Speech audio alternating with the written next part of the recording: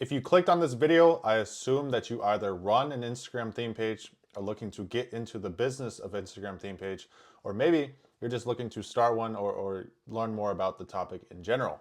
And in this video today, I'm going to break down exactly what I found after analyzing millions of Instagram posts across years and years of content. And I'm going to tell you exactly what I found. And I've broken this down into a few bullet points, and we'll get into each of those, and I'll break down and show you guys some examples of exactly what to do to hit these things on every single post, so that way your post can consistently go viral. Because at the end of the day, content is number one. If you don't have content, if your content is not doing what it's supposed to, if you're not continuously going viral, if you're not gaining new followers from your content, if you're not, constantly bringing new people in from your content, the rest of your business is going to suffer. It's going to be hard to get brand deals. It's going to be hard to grow your page. And at the end of the day, it's like having, you could have 500,000 followers, but if you're not continuously putting gas into that vehicle, your account is just kind of a waste of time. So understand, your content is king, your content is number one, and it's the fuel, it's the top of the funnel, it's what brings people in. So make sure that you're nailing down your content. And if you're someone that has a low engagement rate, you're someone that, is struggling with your content, you're someone that just wakes up and posts whatever, you don't really think about the process behind it, this video is going to help you out a ton. So without further ado, let's get straight into it. All right, guys. So I analyzed 1 million Instagram theme page posts, and here is exactly what I found. So these are kind of the bullet points that I've broken it down into, and I'll kind of read these off just so you know what we're going to be talking about in this video. And then we'll get into each bullet point specifically, and I'll provide my input on exactly what I mean by it. So hooks are 80% of the content. Niche angles are better than broad angles. View your content from above. This type of content dominates. Short equals better, at least most of the time. Viral pages have one thing in common, and monetizable pages are built, they are not discovered. So before we get into it, let me kind of break down who I am, introduce myself a little bit. My name is Drew.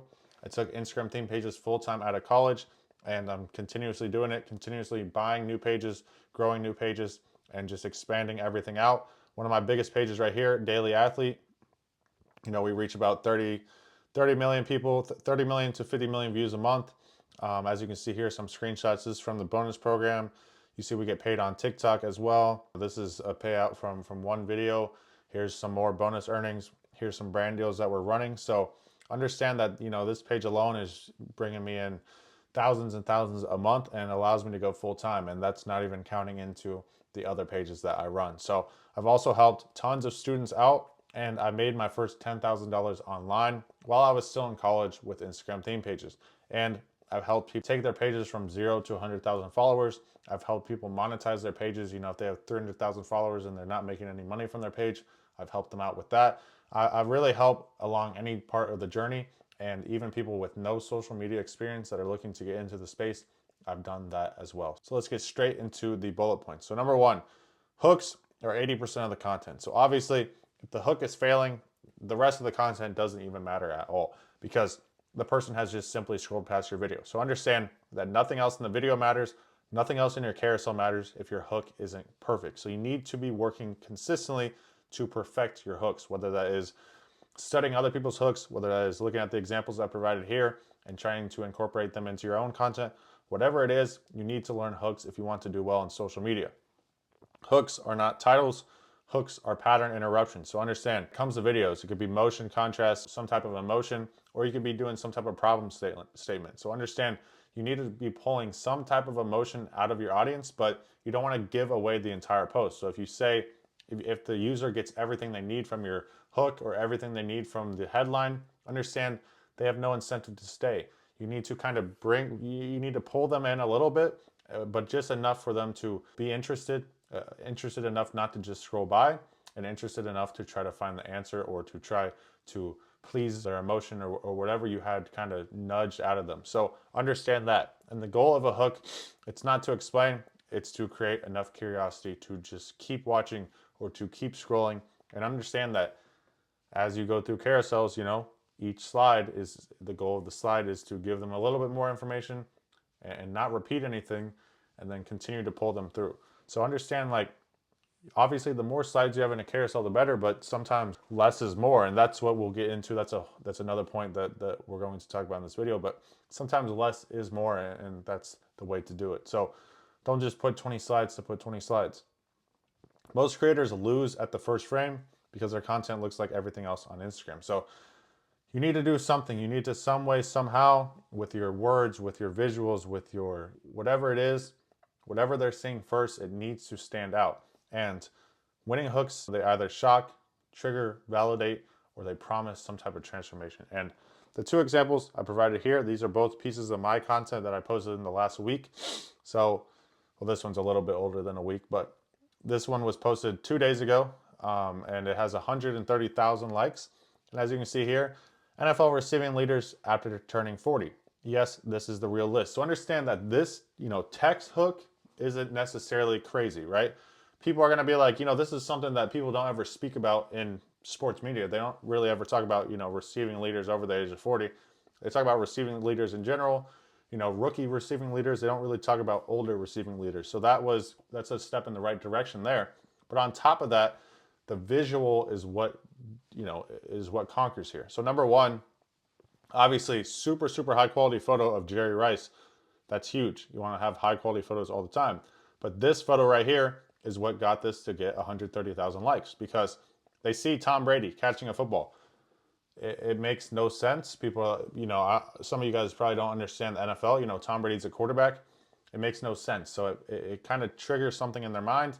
And then when I say something like this, yes, this is the real list, and I'll show you later. But I posted this about like 8 or 9 months ago, and I changed a couple things up. And this right here is really what also pushed it to 130,000 views, because this, when you say, yes, this is the real list, it automatically makes the viewer be like, okay, this is going to be something shocking. This is going to be something surprising, because that's exactly what this is implying. So understand, every little thing matters. And obviously in general, very visually pleasing, and obviously highlighting keywords to psychologically trigger them to swipe through. So understand those things. 130,000 likes, over 2 million views in 2 days. So it clearly worked.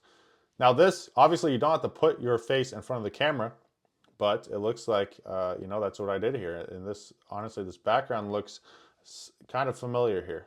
But understand that you don't have to put your face in front of the camera, right? I just put my face in front of the camera because I have a bigger purpose with Daily Athlete. I'm going to, actually put myself out there in front of the camera a lot more often.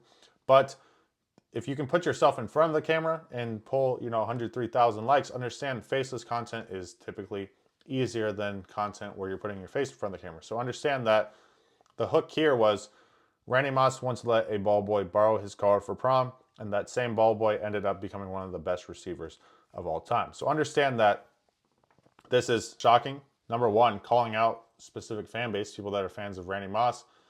It's shocking, number one, because he let someone borrow his car for prom, but it's shocking, number two, because I say this, ball boy ended up becoming one of the best receivers of all time. So if you were to hear me say this right here, this exact hook right here, 99% of people are going to stay to try to figure out who the ball boy was, right? Because it's just, if I were, like, think of it this way, the easiest way to think of it, and the way that I teach people is, if I were to come up to you on the street and read this exact sentence, right, and you're interested in football, you're going to be, and if I just came up to you and said, Randy Moss, read this out, and then stopped reading, you would be asking me, like, all right, are you going to finish it? You would be like, hey, like, you would be asking questions.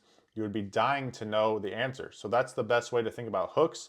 Same with this. If I showed you, if I posted this and then didn't include the other slides afterwards, there would be 20, 30 comments saying, yo, you forgot the slides. Can you please post the slides? I want to know, I want to know the answer. A bunch of people would go straight to Google to Google it. So understand, that's why these posts did so well. Everyone talks about hooks, but the reality is it's just drawing people in enough to get them curious to continue on with your content. And that's why both of these posted, over 100,000 likes, millions of views on each of them. And that's how it works. And this video it's over a minute long of a video too. So understand that this wasn't some short piece of content.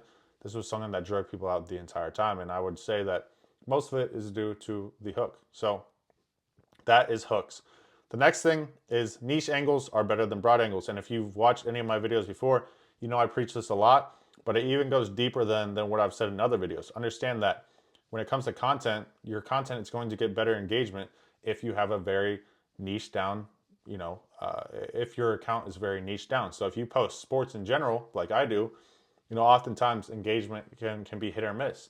But if you're posting only about, Indiana football, understand that your engagement is going to be a lot better because every single person is emotionally attached to Indiana football. And we're going to get into emotion later, but the reason people hit the like button, there's a reason the like button is a heart because it literally is implying that you love the post. It's literally implying emotion.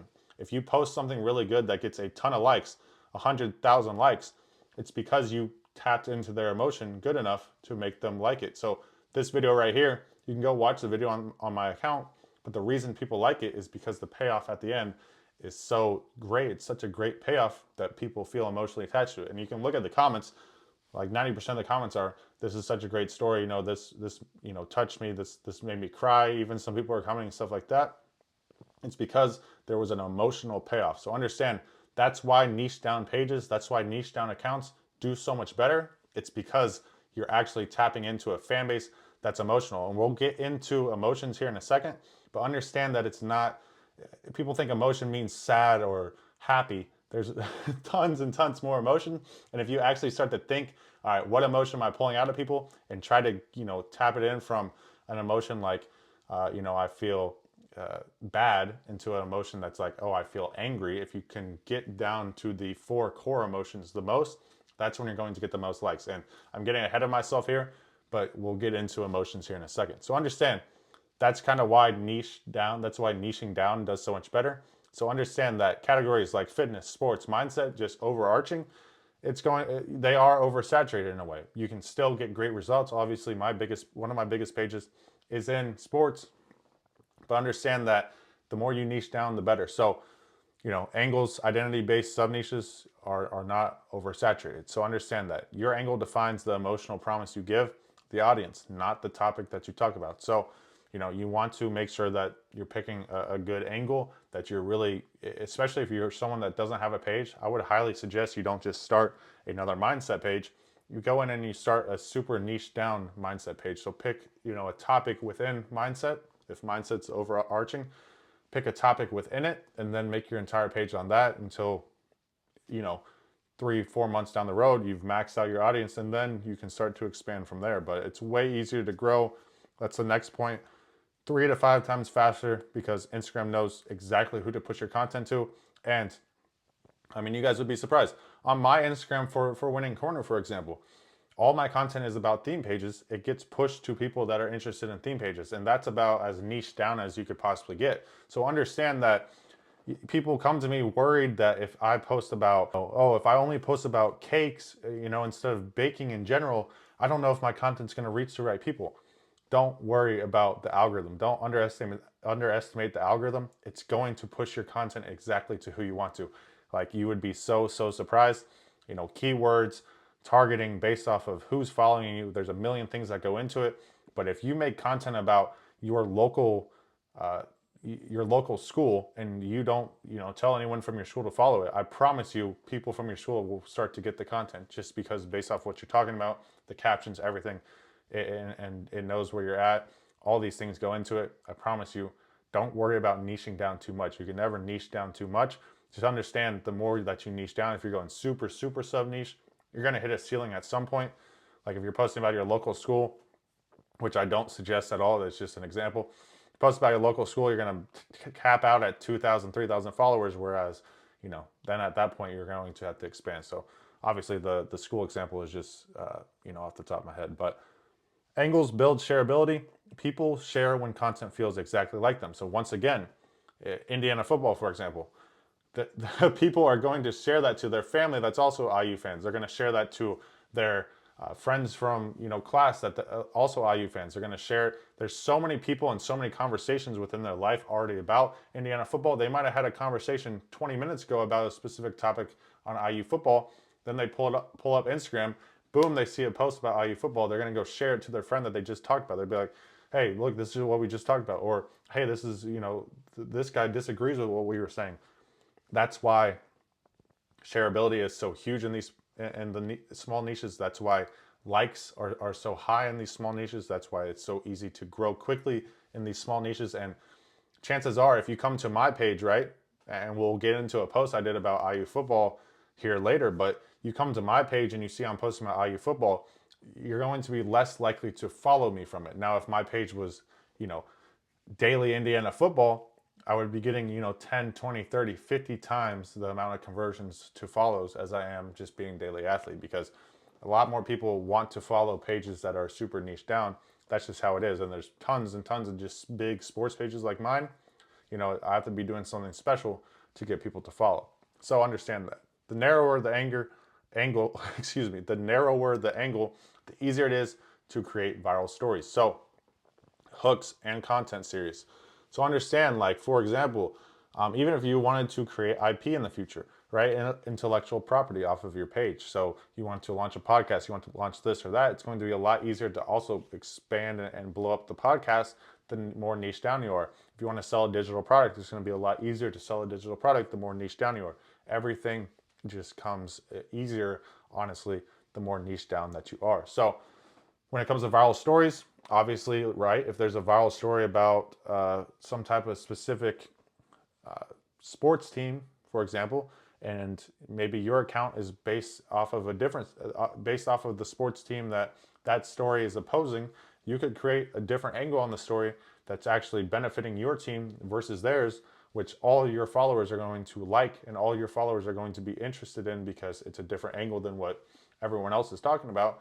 And chances are you're going to go viral because of that. So the only issue, the more niche down you go, is obviously it's going to be harder to find content because there's just less of it. That's why, I went large with my niche, because I think I can see something that's been posted 20 times and I can still spin it in a way that's going to go viral, versus some people can't do that because they just haven't been doing content as long. So understand that, the more niche down that you go, it's going to be hard to find content. Also, when I can look for 5 to 10 minutes, find, 10 pieces of content that I could post for the day and then run with it. So understand that. And if you're going strictly for the bonus program, obviously, go for a massive niche, because you're going to get tons and tons of views, and that's just how it works. So the more niche down you are, at times your engagement rate might be insane, but maybe your views have a lower ceiling. It's just obvious. So the next thing is view your content from above. So what does this mean?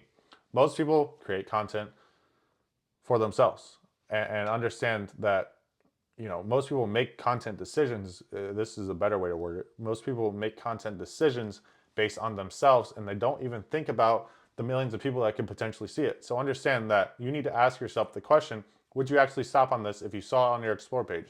Would you actually stop on this if you saw it on your feed? All these, if someone shared this to you, would you even care?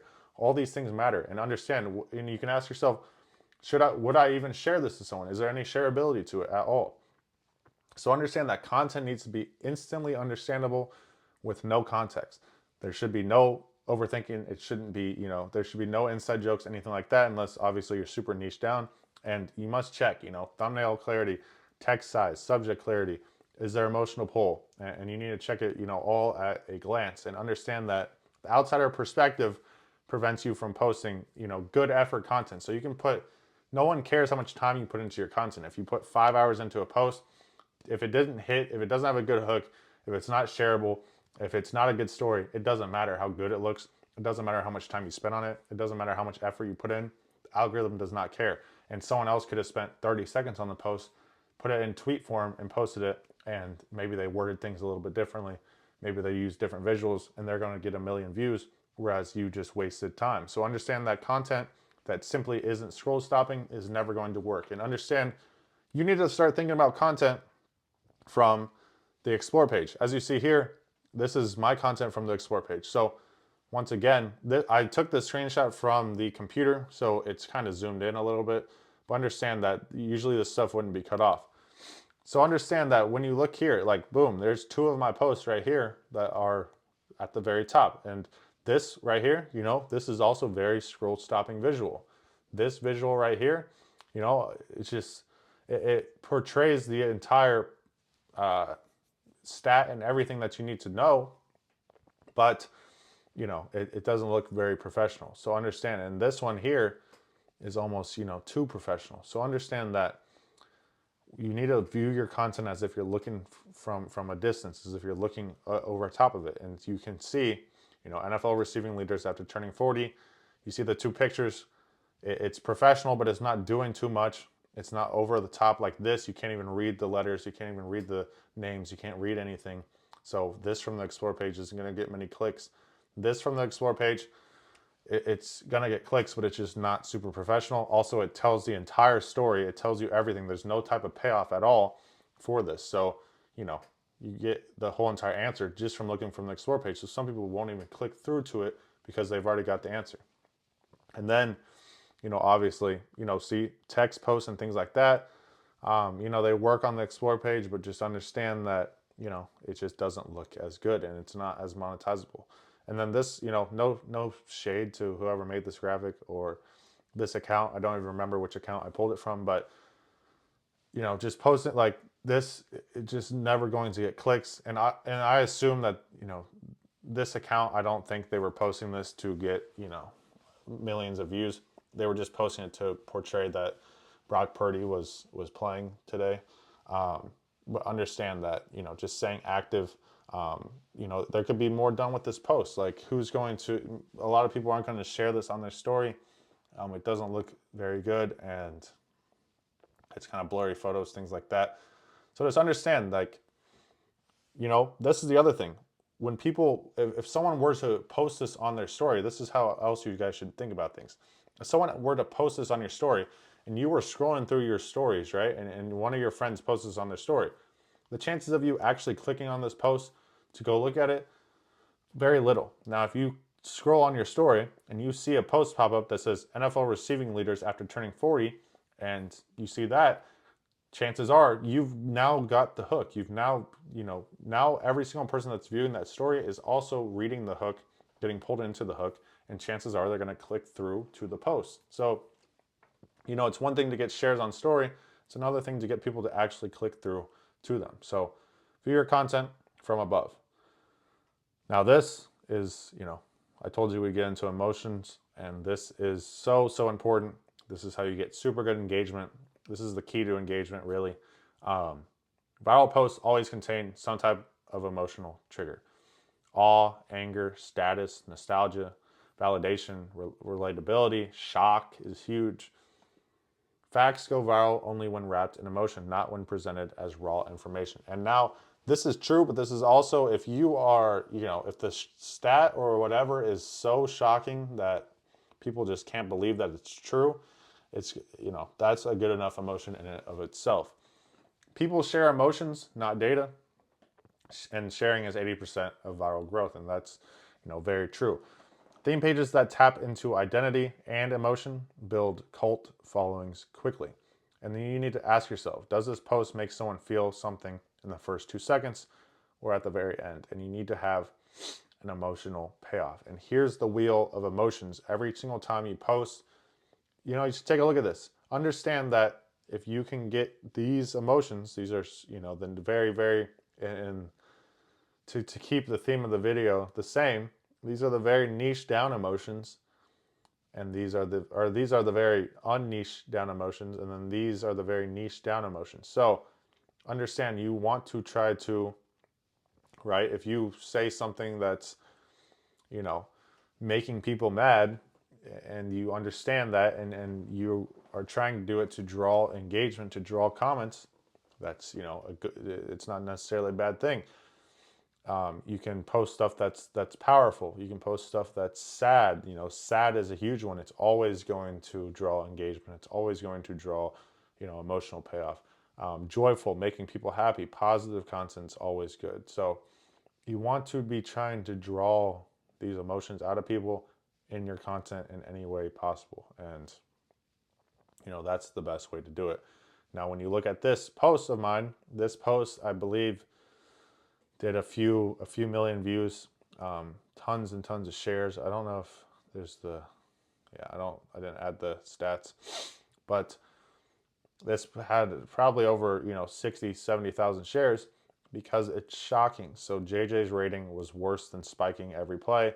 And then the second slide was a super shareable slide that allowed you to put it to your story and had the same type of emotional payoff. So understand that things like this that are shocking, and this right here is a form of niche down content for my page, right? I'm targeting one player, one fan base, and there's going to be people that don't like JJ. There's going to be people that love JJ. And what do you think happens in the comments on a post like this? Thousands and thousands of comments of people just arguing about the post. And that's just signaling to Instagram that this is a great piece of content and people are spending tons and tons of time on the content. And understand, just as a side topic, if a post has thousands of comments, I mean, every other stat is going to go crazy. Retention rate, all of that's going to go crazy because there's going to be people that sit there and scroll through the comments and read the comments, and that counts as a positive towards your post. So understand that too. So draw emotions as much as you can. Now here, shorter equals better most of the time. So the majority of viral reels fall between 7 and 12 seconds. Short and punchy wins the algorithm. And this is kind of the same with posts, but understand, maybe if you're just starting, maybe if you're, new with content, new with finding reels and things like that, you should just go ahead and go with, the short videos that get straight to the point, and you'll be going viral. But if you are someone that can do longer form content, it's harder to keep people around, but 20 to 45 seconds or even longer, I do minute-long videos, and I'm not even talking about like faceless, faceless content. Obviously, my videos aren't always faceless, but for this video, we're talking about faceless content.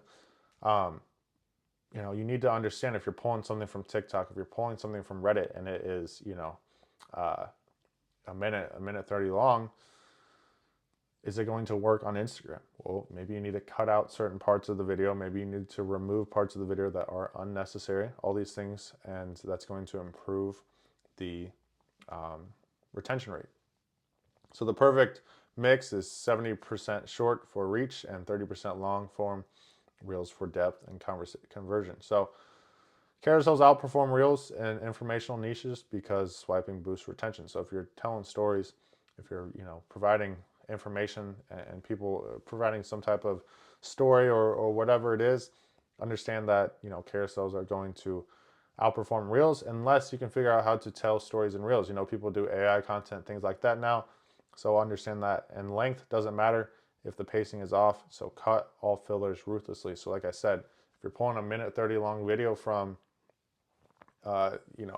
even from Instagram or from TikTok, whatever, maybe it went viral on TikTok, maybe you need to cut out some things, add some editing in, whatever, for Instagram for it to go viral. And this is an example of a graph that looks pretty flat. Obviously some drop off in the beginning, but 60% of people stayed till the very end.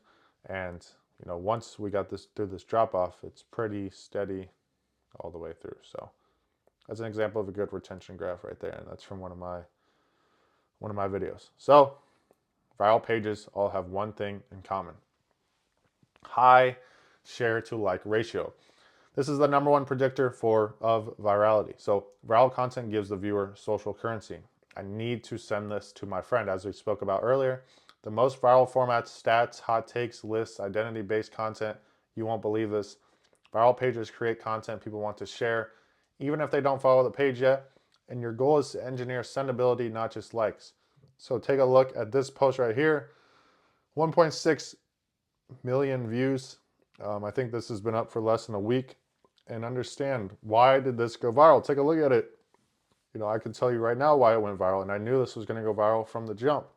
Because number one, and this isn't the headline, and there's two other slides too, I didn't include them.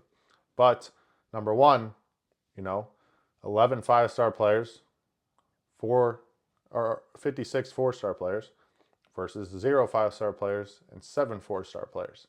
So, this was a game, this was a matchup for those of you that, maybe don't watch football, whatever, that's fine. This was a matchup between, Ohio State and Indiana, two football teams, right? So I posted this. the night before the game or the day before the game, with the intention that if Indiana wins, this post is going to go absolutely crazy viral, because how many people are going to share this to their story? On top of that, this post is also going to get tons and tons of comments because it's picking on two specific niches, and they're about to play each other. The emotions are high between these two schools and the fan bases. So understand that's why this post did so good. Went super crazy. It's 85,000 likes, 30,000 shares, 2,000 comments, and made me some solid money from the bonus program. So understand that these are the things you need to think about when you're creating content. These are the things that you need to be, diving into. Are you pulling emotion out of it? Especially you need to look out for things in your niche. Look out for, if you're deciding, should I post this or should I post this? Ask yourself, is it pulling emotion? How could I spin this to pull emotion? Is it targeting a specific group? Are people going to relate to it? Are people going to just scroll past it? Understand all these things. Think about it every single time that you're posting content. And the last thing is, monetizable pages are built, they're not discovered. So pages that scale revenue, they're not lucky, they're intentional, and they're engineered with a path to monetization. So if you're someone that hasn't started your page yet, you should start it with monetization in mind, and you can go look at the videos on my page. I talk about monetization multiple times. But monetizable pages solve a clear problem, they hit a consistent angle, and they produce content that people trust. And understand that you must choose a monetization path early.